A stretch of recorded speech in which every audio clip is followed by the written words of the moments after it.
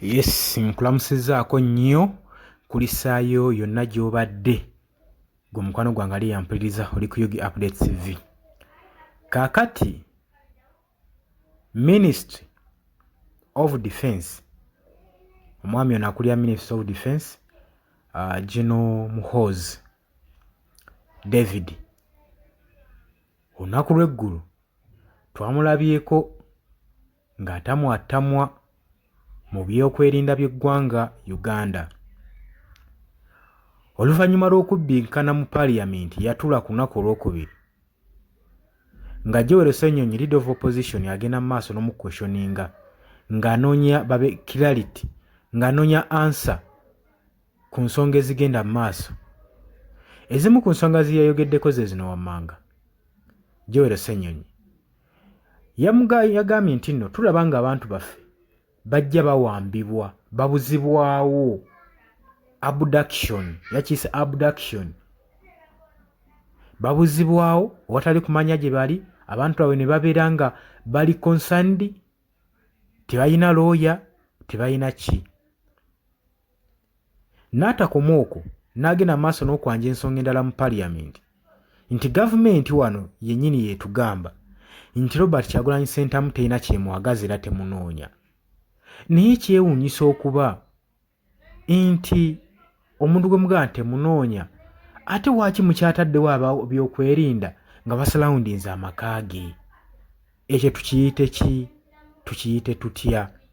Era n'abuuza amaka ga Robert Kyagulanyi Ssentamu lyafuuka prisoni, komera, ebyo byonna nga Minister of Defence David Muhoozi ng'alina okuddamu ensonga zino. Kakati minisita ono wabadde addamu ebibuuzo bino, ensonga zino azze n'azikoonako, ne information eno gye balaga mu Parliament y'ensonga lwaki baagala okubeera clean mu Parliament, era ne Speaker wa Parliament kasita alaba nga omufunzizza abeerako ka obstruction kaateekawo okujja ku mulamwa, kubanga Parliament y'eggwanga erabibwa abantu bangi. Kakati baba tebaagala kugezaako be-exposinga na kulaga bigenda mu maaso mu Uganda. Naye ku luno Joel Ssenyonyi yalumye n'ogw'engulu. Minisita ono yabadde addamu ebibuuzo bino, yagambye nti nno we don't abduct, we just arrest.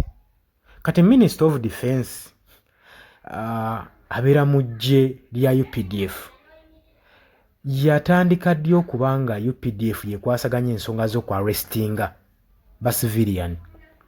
Eyo era emu gye yakoze. Era n'agamba we don't abduct, we just arrest. Muba arrestinga mmwe nga baani? Poliisi yeri authorized okuarrestinga ba civilians.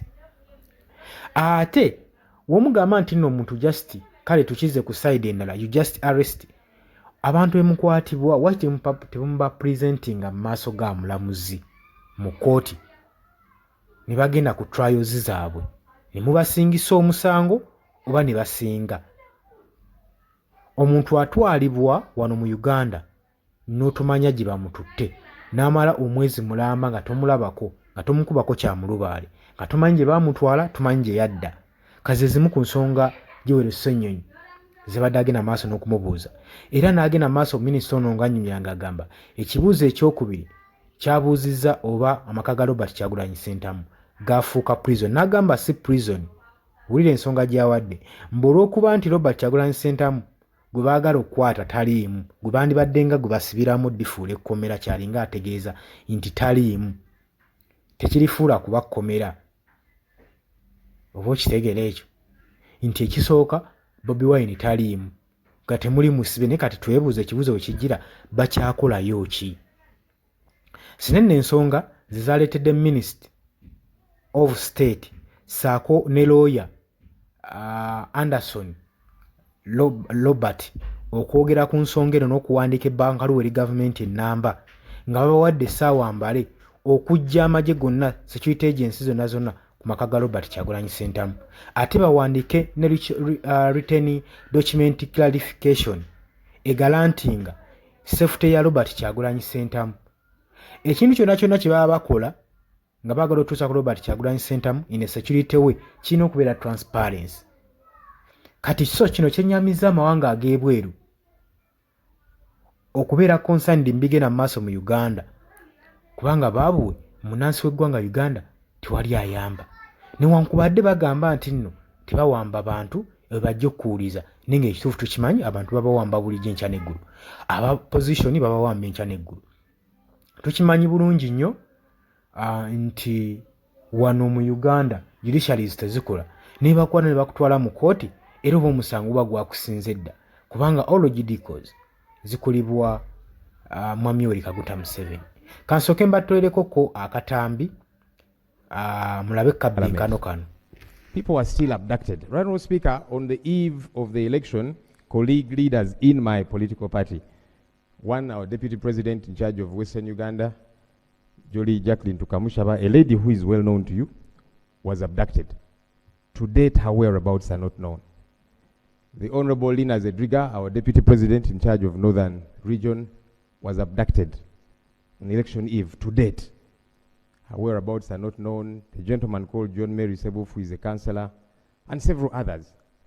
You see the challenge about these issues. We keep raising them, and some colleagues say, but you are pestering us. Yes, we shall pester using this platform that we have. It is unacceptable that people get abducted and their whereabouts are not known for one day, for a week, come into 2 weeks. Why can't people be produced in court? Government needs to help us understand. I'm not above the law. No one is. I can be suspected to have committed an offense. But what does the law say? Arrest me vis-a-vis the law, produce me in a court of law. But when you hold me somewhere, family cannot access me, lawyers cannot access me. What do you want us to do?